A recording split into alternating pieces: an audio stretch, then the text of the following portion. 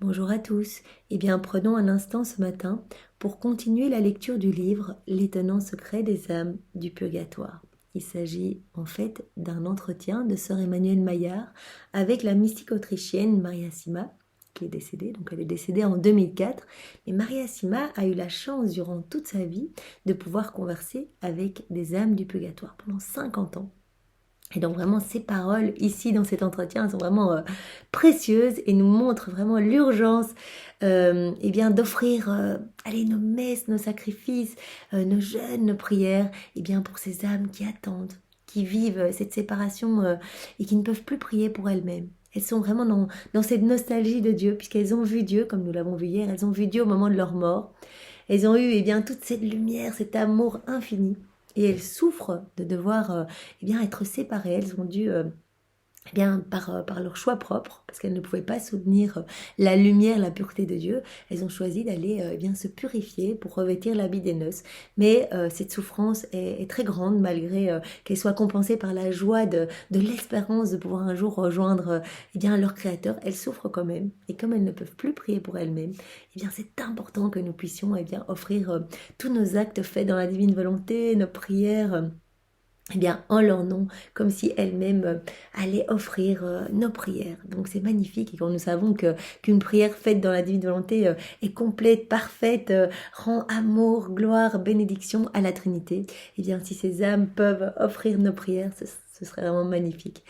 Alors en plus, cet entretien, ce petit livre nous montre l'importance et l'urgence eh bien, de nous ennoblir, vraiment de devenir meilleurs, de prendre la voie de la perfection chrétienne, parce que nous n'avons que cette vie pour vraiment montrer au Christ eh bien, tout notre amour pour lui montrer notre foi en sa miséricorde, et voilà, pour être bon, pour être charitable, parce que nous allons être jugés eh bien, sur ce temps qui nous est donné ici-bas pour vraiment être bon, vraiment être bon. Alors sans plus tarder, eh bien, plongeons-nous dans la divine volonté de Jésus et demandons-lui vraiment de nous accompagner pendant ce temps de lecture. Au nom du Père qui m'a créé, du Fils qui m'a sauvé et du Saint-Esprit qui me sanctifie. Amen. Jésus, je me plonge en toi, dans ta divine volonté, je m'unis à toi, je m'identifie à toi, je me remplis de tous tes attributs divins et je te demande vraiment de me marquer complètement, marquer toutes mes cellules, tous mes organes du sceau de ta divine volonté. Retire de mon cœur tout ce qui n'est pas de toi, vraiment ennoblis mon âme de ta présence, retire tout et crée vraiment cet espace nécessaire pour que tu puisses venir t'y installer avec le Père, le Saint-Esprit, que tu puisses eh bien, te sentir libre d'agir à partir de toute mon humanité que je t'offre ce matin. Viens à travers mes mains, à travers mes regards, à travers mes paroles, à travers toutes mes pensées, à travers mon souffle, à travers mes mouvements conscients et inconscients, à travers mes pas. Je veux vraiment que tout soit fait par toi, pour toi et en toi. Et je veux eh bien profiter de ce moment pour t'offrir eh bien tout ce que je suis, même mes battements de cils, eh bien comme des milliards d'actes d'amour, vraiment pour que j'offre au pied de la Trinité Sainte au nom de tous les hommes de tous les temps.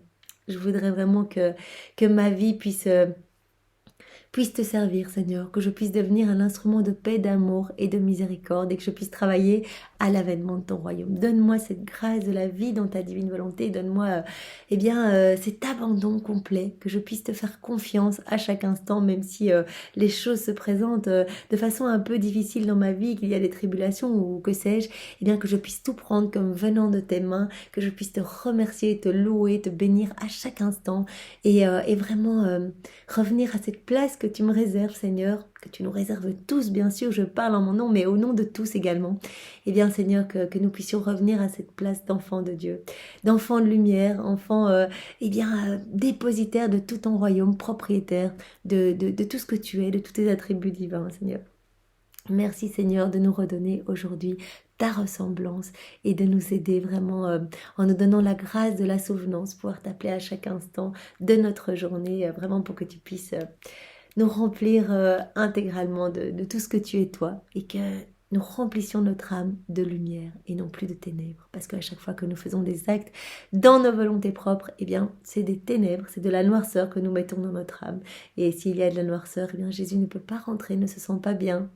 Alors c'est pour ça que vraiment, choisissons la lumière et choisissons de nous unir à Jésus dans toutes nos actions. Jésus vient maintenant parler à travers ma bouche, vient lire à travers voilà, mon cœur, mon intelligence, mes yeux.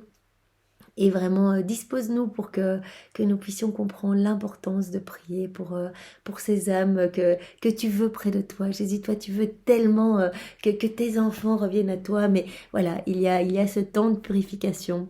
Et vraiment, nous souhaitons ardemment que ces âmes eh bien, puissent, voilà, que beaucoup, des milliers d'âmes puissent être libérées aujourd'hui.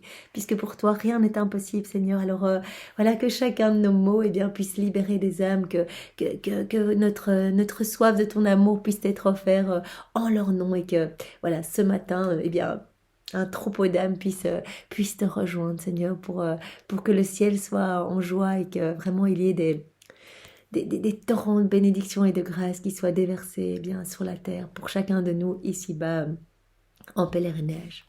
Aide-nous, Seigneur, vraiment à comprendre ce que cette mystique eh bien, va nous dire à travers ces paroles. Alors, ce que nous allons voir aujourd'hui, c'est que la charité couvre une multitude de péchés. C'est déjà un appel pour chacun de nous à être charitable ici-bas. Parce que voilà, au plus nous sommes charitables, nous allons être jugés sur l'amour, rappelons-nous. Donc vraiment, voilà, tous nos actes d'amour peuvent couvrir eh bien, ce que nous avons mal fait, nos actes dissociés de la divine volonté. Donc vraiment, essayons d'être aujourd'hui et tous les jours de notre vie vraiment des êtres d'amour. Et vraiment, seul, c'est difficile. Donc unissons-nous à Jésus pour aimer avec l'amour même de Jésus. Alors, Sœur Emmanuel demande à Maria Sima, pouvez-vous nous dire quel est le rôle de la Sainte Vierge auprès des âmes du purgatoire? Maria Sima répond, elle vient souvent pour les consoler, en leur disant qu'elles ont fait beaucoup de bonnes choses et elle les encourage. Donc la Vierge est présente au purgatoire pour amener vraiment l'amour de Dieu, puisque vraiment Marie est unie à Jésus et qu'elle porte l'amour même du Christ. Et bien vraiment, elle vient apporter de la douceur dans ce lieu de douleur, vraiment de douleur d'être séparée de Dieu. Sœur Emmanuel, y a-t-il des jours particuliers où elle les délivre? Est-ce qu'il y a des jours où vraiment elle vient chercher des âmes? Maria Sima, oui, surtout le jour de Noël, à la Toussaint, le vendredi saint, le jour de l'Ascension et de l'Assomption. Donc, ce sont des jours où la Vierge eh bien, octroie des grâces, elle reçoit des grâces de la Trinité pour pouvoir ramener des âmes eh bien, directement, comme des indulgences plénières, directement au paradis. Sœur Emmanuel, quels sont les péchés qui nous entraînent le plus au purgatoire? Ce sont les péchés contre la charité, contre l'amour du prochain, la dureté du cœur, l'hostilité, la calomnie. Donc ce sont les péchés eh bien, que nous allons devoir purifier l'un haut. Ce sont ceux qui vont nous amener le plus au purgatoire. Nous ne souhaitons pas le purgatoire ni pour nous, ni pour nos frères et sœurs. Alors vraiment, demandons ce matin cette grâce eh bien, d'être plus charitable, de pouvoir aimer avec un amour débordant, l'amour même de Dieu. Vraiment, demandons cette grâce au Seigneur et demandons cette grâce au nom de tous les hommes, de toutes les générations, pour que tous puissent recevoir aujourd'hui, eh bien, voilà, une grâce d'amour et que tous les hommes ressentent le besoin d'aller partager, d'aller donner, d'aller aimer mieux avec l'amour de Jésus. Et vraiment, demandons pardon pour tous nos péchés d'hostilité, nos péchés de calomnie, nos péchés, voilà, toutes les fois où nous fermons nos cœurs, nous sommes durs et indifférents face à la souffrance des autres. Nous pouvons demander pardon pour nos péchés et pour tous les hommes qui ne demandent pas pardon et eh bien, qui portent ces mêmes péchés dans leur cœur. Seigneur, viens vraiment nous purifier. Nous prenons vraiment ton sang précieux et nous venons eh bien, purifier tous nos cœurs. Vraiment que nos péchés soient expiés et nous t'offrons eh bien, ton sang précieux également pour que eh bien, ces péchés de ces âmes qui sont au purgatoire, qui n'ont pas assez aimé, qui n'ont pas assez eh bien, été charitables, eh bien, que ton sang précieux puisse maintenant les nettoyer. Nous prions en leur nom dans ta divine volonté, Seigneur. Touche-les et délivre-les maintenant. Sœur Emmanuel, on dit que la médisance et la calomnie sont parmi les pires souillures qui nécessitent une longue purification. Maria Sima répond oui. C'est vrai que, voilà, dans beaucoup d'écrits, on peut lire que voilà, la calomnie, donc faire de faux jugements sur quelqu'un, juger injustement quelqu'un, la médisance, tous ces petits jugements qu'on critique, etc. Eh bien, cela souille souille nos âmes de façon telle que vraiment le temps de purgatoire, le temps pour purifier ses péchés sera long. Donc demandons dès à présent pardon si nous avons critiqué quelqu'un, si nous l'avons offensé, si nous l'avons jugé injustement. Eh bien allons, ne perdons pas notre ton, allons dès ici-bas demander pardon. Pardon, je t'ai offensé, là j'ai dit quelque chose, que je ne pensais pas, je t'ai blessé par mes propos, je t'ai jugé injustement, je ne t'ai pas fait confiance. Eh bien voilà, allons demander pardon et nous pouvons peut-être aller nous confesser si c'est un péché qui est récurrent chez nous et demandons pardon pour toutes ces âmes du purgatoire qui ont commis ces péchés. Vraiment, nous te demandons pardon, Seigneur, dans ta divine volonté. Et en réparation, nous t'offrons tes paroles à toi, toujours belles, tes paroles empreintes d'amour.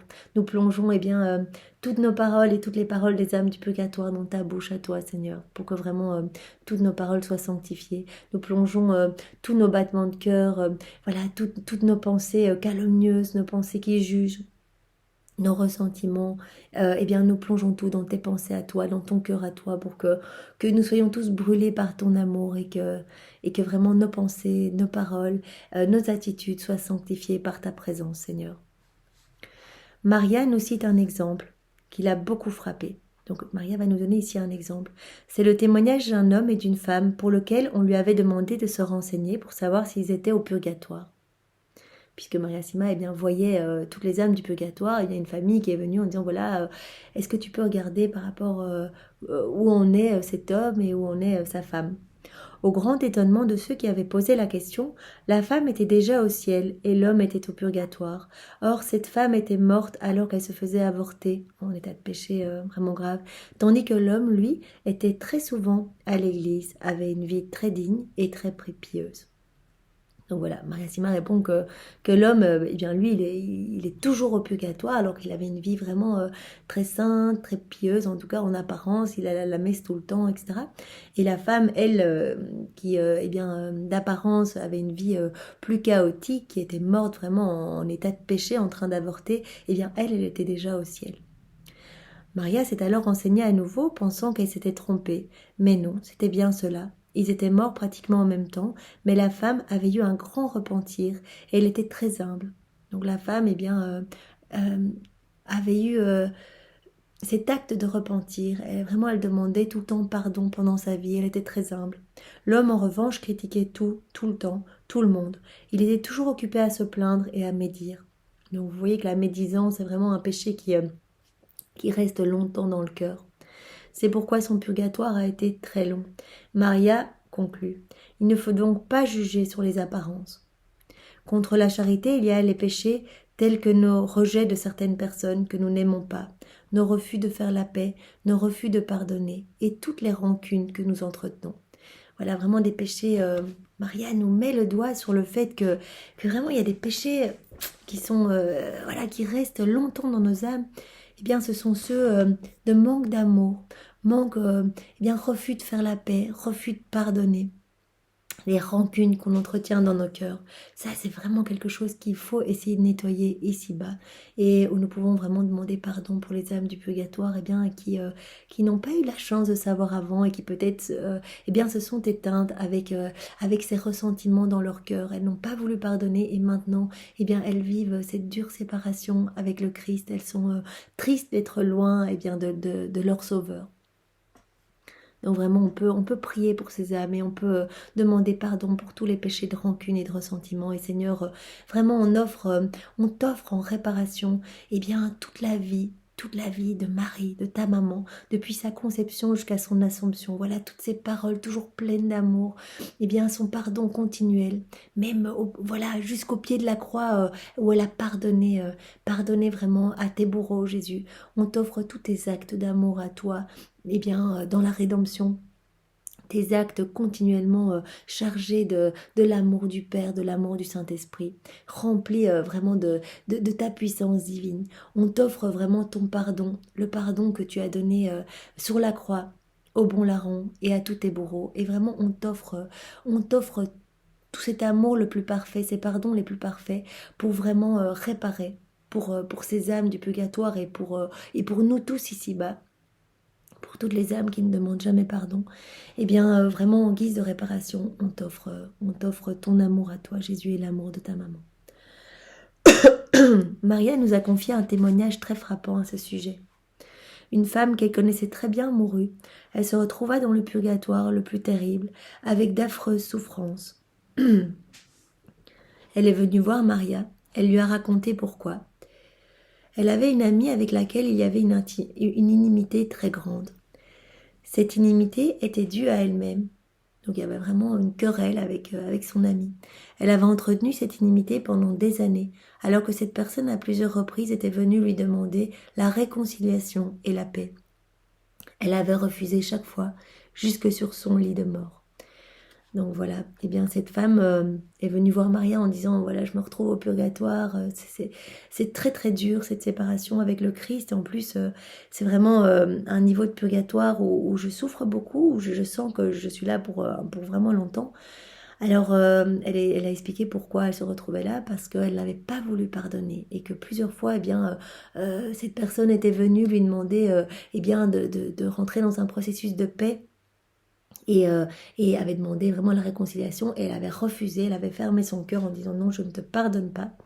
Et voilà, elle était morte dans cet état bien, de rancune, et malheureusement, bien, rien d'impur ne peut rentrer au paradis. Donc voilà, elle a dû passer par cette case purgatoire pour vraiment purifier son âme. Je ne sais pas si elle en est sortie ou pas, mais je suppose que Maria a dû prier pour elle et demander pardon et offrir des jeûnes, des messes, etc. pour que ce péché-là s'expie plus vite. Ce fait est très significatif, la rancune entretenue même au pire. Quant aux paroles, on ne dira jamais assez combien une parole de critique, une parole malveillante peut tuer vraiment. Donc également, non seulement la rancune nous amène vraiment à des longues périodes d'expiation en purgatoire, mais également de mauvaises paroles. Voilà, des choses blessantes qui sortent de notre bouche et qui vont vraiment tuer les âmes autour de nous. Vraiment, nous savons que par nos paroles bienveillantes, nous pouvons relever. Par nos paroles malveillantes, nous pouvons tuer quelqu'un. Nous pouvons vraiment l'abaisser plus bas que terre. Et vraiment, tout cela, nous allons devoir l'expier au purgatoire. Voilà, Maria dit, nous savons à l'inverse combien une parole bienveillante peut guérir et combien une parole malveillante peut vraiment enfoncer quelqu'un. Donc vraiment, essayons et demandons cette grâce de pouvoir garder dans nos bouches uniquement les paroles d'amour du Seigneur, que ce soit Jésus qui vienne parler lui-même à travers nos paroles, et que nos paroles puissent vraiment relever nos frères et sœurs autour de nous plutôt que les tuer. Sœur Emmanuel, pouvez-vous nous dire quels sont ceux qui ont le plus de chances d'aller tout droit au ciel? Maria Sima, ceux qui ont un bon cœur avec tout le monde, car la charité couvre une multitude de péchés. Donc vraiment, le Seigneur regarde nos petits actes d'amour et nos intentions d'aimer.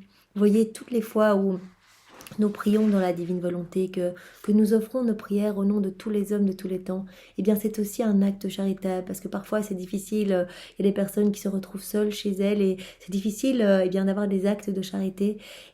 Une prière offerte pour les âmes du purgatoire, une prière faite dans la divine volonté, offerte au nom des agonisants, vraiment pour les aider à mourir dans de bonnes dispositions, au nom des pécheurs obstinés, au nom des âmes qui sont consacrées à l'Église. Ce sont des prières qui vraiment vont être bénéfiques pour ces âmes, et vraiment cela va être considéré comme des actes de charité également, puisqu'elles vont vraiment toucher et aider ces âmes à devenir meilleures, à se convertir, à revenir à leur place d'enfants de Dieu. Et donc le Seigneur va vraiment regarder au moment de notre mort tous nos actes d'amour et de charité. Sœur Emmanuel, quels sont les moyens que nous pouvons prendre sur la terre pour éviter le purgatoire et aller directement au ciel? Maria Sima, nous devons faire beaucoup pour les âmes du purgatoire, puisque ce sont elles qui nous aident à leur tour. Donc vraiment tout ce que nous faisons pour les âmes du purgatoire, elles nous le rendent. Parce que vraiment elles ne peuvent pas prier pour elles-mêmes, mais elles peuvent prier pour chacun de nous. Il faut avoir beaucoup d'humilité. C'est la plus grande arme contre le diable, contre le malin. L'humilité chasse le mal. Vraiment, c'était la lecture il y a 2 jours, et moi cela m'aide beaucoup dans mon quotidien. C'est se sentir constamment en dessous des autres, plus pécheur que les autres. Vraiment, quand quelqu'un nous offense, regardons nos péchés à nous, Regardons, souvenons-nous de nos péchés et de l'immense miséricorde de Dieu pour chacun de nous. Et vraiment, considérons-nous constamment en dessous. Donc ne voyons pas l'autre comme pécheur à essayer voilà, de nous justifier quand il nous incrimine, de nous voir en position de victime, mais essayons toujours de voir que peut-être cette personne nous parle de manière maladroite parce qu'elle a une blessure et que nous sommes pécheurs, peut-être que nous n'avons pas réussi à l'aimer correctement. Donc vraiment, c'est une voie, vraiment un petit chemin, le petit chemin de l'humilité, par lequel les démons n'ont pas accès. Et puis aussi, mourir à notre ego, mourir à nous-mêmes, pour laisser le Christ vivre en nous. Vraiment, c'est à cela que nous sommes appelés. Nous l'avons vu dans tous ces passages du livre du ciel. Nous abandonner, faire confiance au Christ, vraiment lui dire voilà, nous ne sommes rien, notre ego nous amène que dans les profondeurs du mal. Nous voulons mourir à notre ego, nous voulons te laisser toute la place, nous te donnons notre volonté propre et nous te demandons vraiment de t'en servir comme marchepied pour ta divine volonté. Que ce soit toi qui aies toute la place en nous et vraiment ne nous laisse pas sombrer dans des discussions interminables où nous essayons d'avoir raison, etc. Parce que à ce moment-là, nous nous remplissons à nouveau de ténèbres. Remplis-nous de ta lumière, Seigneur, et aide-nous vraiment dans cette voie d'humilité. Donne-nous cette grâce de l'humilité. Nous te remettons ce matin nos orgueils démesurés et puis également les péchés d'orgueil de toutes ces âmes qui se trouvent au purgatoire et nous les plongeons dans ton humilité à toi, dans ton acte unique et éternel d'amour et nous te supplions de venir être humble en nous, exercer ton humilité en nous, à travers nous, Seigneur. Merci Seigneur, vraiment d'éloigner de nous les forces du mal en nous remplissant de ta lumière. Voici un témoignage du Père Berliou à propos de l'aide offerte par les âmes du purgatoire à ceux qui les soulagent par leurs prières et leur suffrage. Donc vraiment, ici nous avons un témoignage du Père Berliou qui va expliquer combien les âmes du purgatoire sont reconnaissantes quand on les aide à vraiment quitter cet état de souffrance pour elles et qu'elles peuvent, grâce à nos prières offertes, grâce à nos sacrifices, nos messes, etc., qu'elles peuvent rejoindre la patrie céleste. Après elles sont reconnaissantes et elles vont vraiment nous aider ici-bas. On raconte qu'une personne particulièrement amie des âmes du purgatoire avait consacré sa vie à les soulager. Étant arrivée à l'heure de sa mort, elle fut assaillie avec fureur par le démon qui la voyait sur le point de lui échapper. Il semblait que l'abîme tout entier ligué contre elle l'entourait de ses infernales cordes. Voilà, donc elle se trouve au moment de la mort, elle a prié toute sa vie pour les âmes du purgatoire, et au moment de la mort, il y a toujours ce combat, les démons se déchaînent, parce qu'ils essayent d'attraper cette âme en mettant cette âme dans des doutes pas possibles quant à la miséricorde de Dieu, etc. La mourante luttait depuis quelque temps au milieu des plus pénibles efforts, lorsque tout à coup elle vit entrer dans son appartement une foule de personnages inconnus mais resplendissants de beauté, qui mirent en fuite le démon, et qui, s'approchant de son lit, lui adressèrent des encouragements et des consolations toutes célestes. Donc cette âme qui luttait avec les forces du mal, avec les démons qui essayaient de faire tomber son âme, tout d'un coup a vu une corde d'âme lumineuse rentrer et vraiment la rassurer, lui donner la paix, etc. Poussant alors un profond soupir et transportée de joie, elle s'écria « Qui êtes-vous ? Qui êtes-vous de grâce, vous qui me faites tant de bien ?» Nous sommes, répondirent les visiteuses bienfaisantes, des habitants du ciel que votre âme a conduit à la béatitude, et nous venons à notre tour et par reconnaissance vous aider à franchir le seuil de l'éternité et vous tirer de ce lieu d'angoisse pour vous introduire dans les joies de la sainte cité. Donc ce sont toutes des âmes qui, par l'intercession de cette personne, ont pu regagner le paradis et vraiment être conduits à la béatitude du ciel. Et donc elles sont tellement reconnaissantes que voilà, elles sont là pour aider cette personne et vraiment rendre tout ce que cette personne a fait en prière pour les aider. Elles sont là pour remercier cette personne et pour vraiment l'aider à monter directement dans la sainte cité, au paradis. À cette parole, un sourire éclaira le visage de la mourante. Ses yeux se fermèrent et elle s'endormit dans la paix du Seigneur. Son âme pure comme une colombe, se présentant au Seigneur des Seigneurs, trouva autant de protecteurs et d'avocats qu'elle avait délivrés d'âmes. Donc chaque âme qui a été délivrée par ses prières est devenue une âme qui intercède pour elle, vraiment une âme avocate pour elle au ciel. et reconnue digne de la gloire, elle y entra comme en triomphe au milieu des applaudissements et des bénédictions de tous ceux qu'elle avait tirés du purgatoire. Donc c'est vraiment génial. Nous ne devons pas évidemment le faire pour les mérites, pour les aides là-haut, mais nous devons le faire vraiment pour aider ces âmes qui sont dans la souffrance et qui vraiment ont besoin de nos prières, qui vraiment ont besoin de nos prières. Et nous savons vraiment, eh bien, de par les écrits du ciel, que lorsque nous méditons les 24 heures de la Passion, eh bien, le Seigneur a promis de sauver une âme par mot. C'est incroyable. Alors, une âme qui est encore sur la terre, peut-être, qui vraiment lutte contre les forces du mal, qui a besoin d'être convertie ou qui va connaître eh bien, un chemin magnifique de lumière, mais également eh bien, des âmes du purgatoire qui vont pouvoir être purifiées et accéder plus vite eh bien, au paradis. Donc vraiment, ces heures de la Passion sont très importantes et aident beaucoup les âmes du purgatoire. Puissions-nous avoir un jour le même bonheur, vraiment pouvoir eh bien, donner notre vie, donner nos prières, donner nos sacrifices pour aider les âmes du purgatoire, les souffrances aussi unies à celles de Jésus, eh bien c'est magnifique, elles peuvent être offertes également pour les âmes du purgatoire. Vraiment à ce moment-là, elles portent les fruits des souffrances même de Jésus, puisque nous les unissons dans la divine volonté de Jésus aux souffrances même de Jésus, et donc des paquets d'âmes sont sauvées, c'est incroyable. Les âmes délivrées par notre prière sont extrêmement reconnaissantes.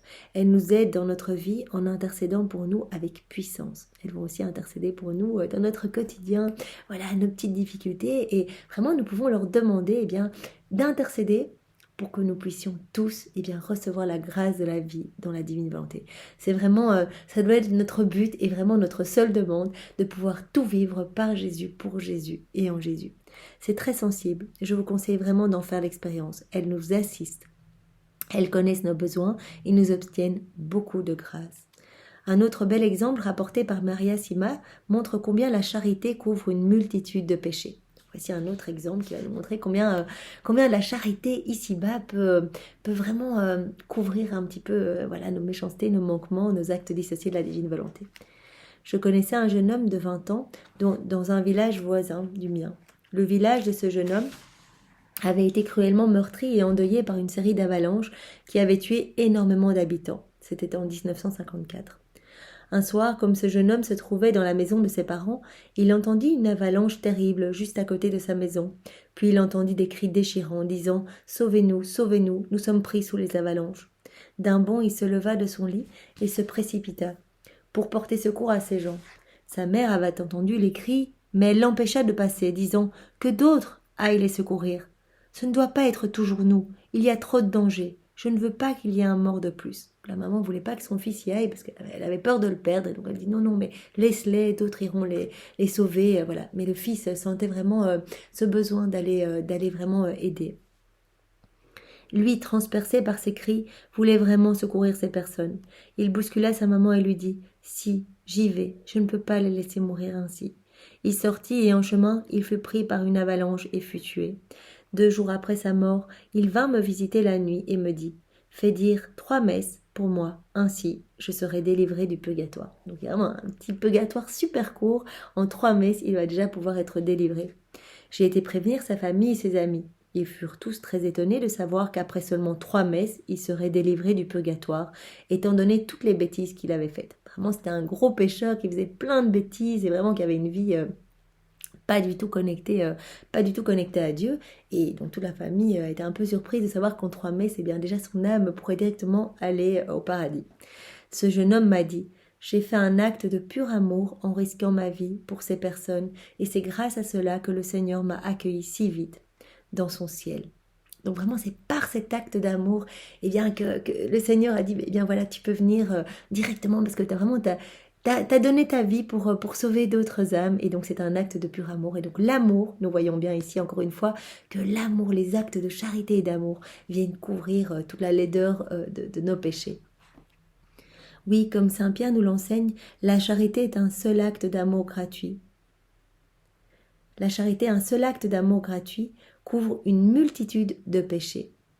C'est ce que nous enseigne Saint Pierre. Maria m'a précisé que ce jeune homme avait une vie fort dissolue.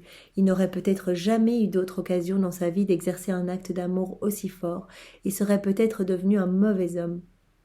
Dans sa miséricorde, le Seigneur l'a repris juste au moment où il était le plus beau devant lui, le plus pur, grâce à cet acte d'amour. Donc c'est super beau. Le Seigneur, en fait, eh bien, a choisi de le prendre à ce moment-là parce que à ce moment-là, au temps T où il donne sa vie, eh bien, pour sauver des âmes, eh bien, son âme est toute belle, est vraiment baignée dans cet acte pur d'amour. Et donc, vraiment, le Seigneur a choisi de le reprendre à ce moment-là pour qu'il puisse, eh bien, très, très vite rejoindre le paradis. S'il l'avait laissé et qu'il l'avait, voilà, mais très certainement, eh bien, dans sa vie, il aurait recommis plein de péchés. Et donc, ces péchés auraient finalement rempli son âme. Et voilà, il n'aurait pas été aussi beau qu'à ce moment où le Seigneur a choisi de le reprendre. Voici un autre épisode qui démontre comment le Seigneur apprécie et valorise aussi un acte de bonté tout simple. Un jour, l'âme d'une femme se présenta, un seau à la main. Donc c'est Maria Sima qui voit une dame arriver avec un seau à la main. « Qu'est-ce que tu fais avec ce seau ?» lui demandai-je. « C'est la clé de mon paradis, répondit-elle, rayonnante. Je n'ai pas beaucoup prié pendant ma vie. J'allais rarement à l'église. Mais une fois, avant Noël, j'ai nettoyé gratuitement toute la maison d'une pauvre vieille. Et cela a été mon salut. » Donc une dame qui vraiment n'était pas très pieuse, qui n'allait pas à l'église, qui ne priait pas beaucoup, etc. Vraiment qui devait avoir une vie eh bien, très décalée, très dissociée de la divine volonté finalement. Eh bien, le Seigneur a vu un acte d'amour qu'elle a fait. Voilà, un jour avant Noël, plutôt qu'être dans les festivités, dans les préparatifs de sa fête à elle, elle a été aidée. Une voisine, elle a nettoyé toute sa maison gratuitement par amour. Eh bien, cet acte d'amour a touché le Seigneur et lui a donné directement l'accès au paradis. Et donc voilà, c'est pour ça qu'elle est arrivée avec son seau chez Maria Sima en lui montrant, en lui disant voilà, c'est finalement grâce à ce seau, c'est la clé de mon paradis. C'est parce que voilà, j'ai aimé en rendant ce service-là et le Seigneur l'a vu. Donc le Seigneur voit tous nos actes d'amour. Donc même quand nous sommes eh bien parfois humiliés, persécutés, ne répondons pas, restons dans l'amour, bénissons eh bien les personnes qui nous offensent et vraiment eh bien, soyons constamment avec l'amour de Dieu dans notre cœur, parce que vraiment cela fait plaisir au Seigneur et vraiment cela amène de la lumière également ici-bas. Voilà la preuve que tout dépend de la charité. Sœur Emmanuel. Maria, je pense au bon larron, celui qui se trouvait près de Jésus en croix. Qu'a-t-il fait pour que Jésus lui promette d'être avec lui au paradis le jour même? Oui. Le bon larron a reçu une indulgence plénière, alors que c'était un criminel, un homme qui a péché jusqu'à la dernière seconde, vraiment, avant d'être mis en croix, il était déjà en train d'insulter, de blasphémer le Seigneur. Et Sœur Emmanuel demande à Maria, mais qu'est-ce qu'il a fait pour pouvoir bénéficier de cette indulgence plénière? Maria Sima, il a humblement accepté sa souffrance, disant que pour lui, c'était justice. Le fait d'avoir accepté sa souffrance dans l'amour, à un moment, eh bien, il a arrêté de se plaindre et il a dit, eh bien, pour nous, c'est normal. Pour Jésus, lui, il est bon, il n'a été qu'amour, il n'a fait que des choses belles autour de lui. Lui, ce n'est pas juste, mais pour nous, c'est justice. Et il a accepté cette souffrance. Il a encouragé l'autre larron à l'accepter aussi. Il avait la crainte de Dieu, c'est-à-dire l'humilité. Donc il a été touché par la lumière de Dieu, son cœur s'est ouvert et il a pu vraiment recevoir toutes les grâces, les bénédictions et accepter sa souffrance, l'unir à celle du Christ et vraiment l'offrir pour son salut. Il a bénéficié directement de l'indulgence plénière. Il est important aussi, quand on envisage la mort, de s'abandonner complètement à la volonté du Seigneur. Maria me racontait le cas d'un très beau témoignage d'une mère de 4 enfants qui allait mourir. Au lieu de se révolter, elle dit au Seigneur, « J'accepte la mort puisque tu le veux ainsi, et je remets ma vie entre tes mains. Je te confie mes enfants, je sais que tu en prendras soin. » Donc elle abandonne bien, ses souffrances entre les mains de Dieu, elle fait confiance au Seigneur, elle dit voilà, si tu permets bien, que je quitte cette terre alors que j'ai 4 enfants, que je suis maman, etc., si tu permets cela, je te fais confiance Seigneur, et vraiment j'accepte ma mort et j'accepte tout ce que tu me proposes maintenant. Grâce à cette immense confiance en Dieu, parce qu'elle a eu confiance en Dieu, cette femme a été tout droit au ciel sans passer par le purgatoire. Donc cet acte de confiance infinie qu'elle a pu avoir à la fin de sa vie, bien, l'a menée directement au paradis. Elle n'est pas passée par le purgatoire. Donc c'est comme si cet amour, en fait, cette confiance en Dieu, vraiment, c'était comme un brasier d'amour qui a pu vraiment purifier tous ses péchés. Donc vraiment l'amour, la confiance en Dieu, cela couvre une multitude de péchés. l'amour, l'humilité et l'abandon à Dieu. Voilà les 3 clés en or qui nous font entrer directement au ciel. L'amour, les actes d'amour, beaucoup d'actes d'amour. Eh bien, demandons cet amour au Seigneur. Seigneur, nous te demandons vraiment de pouvoir être plus charitable. Mets en nous ton amour. Viens aimer à travers nos humanités, Seigneur. Nous désirons être vraiment des instruments d'amour entre tes mains. L'humilité, mourir à notre orgueil, à nous-mêmes et faire grandir le Christ en nous unissant constamment à lui. Et l'abandon à Dieu. Vraiment, Maria nous donne les 3 clés, vraiment pour aller directement au paradis, l'amour, l'humilité et l'abandon. Eh bien Seigneur, nous te demandons pardon pour tous les hommes de toutes les générations passées, présentes et futures, toutes les âmes du purgatoire, eh bien qui n'ont pas su aimer avec ton amour, qui n'ont pas réussi durant leur vie ou qui ne réussissent pas maintenant pour les âmes qui sont encore ici, eh bien à aimer, vraiment qui sont dans les ressentiments, la colère, la haine. Pardon Seigneur, et nous te demandons également pardon pour tous les péchés eh bien d'orgueil, vraiment tous les hommes de tous les temps et toutes les âmes du purgatoire, nous te demandons pardon pour tous ces péchés d'orgueil et pour toutes les âmes eh bien, qui se sont accrochées à leur volonté propre et qui n'ont pas réussi à s'abandonner à la divine volonté. Vraiment, c'est au nom de tous, Seigneur, que nous te demandons pardon ce matin. Vraiment, viens libérer des âmes du purgatoire et viens convertir des âmes ici-bas. Viens les ramener à toi et que vraiment il y ait des chemins de lumière qui se fassent par ce moment que nous prenons au nom de tous, Seigneur. Au nom du Père et du Fils et du Saint-Esprit. Amen. Eh bien, merci Seigneur. Sois vraiment béni, glorifié, aimé, adoré au nom de tous en ta divine volonté, avec tes bénédictions, ton amour, tes adorations, tes louanges. Et nous te remercions vraiment avec tes propres remerciements. Nous le faisons au nom de tous en ta divine volonté. Et soyez tous bénis. Au revoir, belle journée.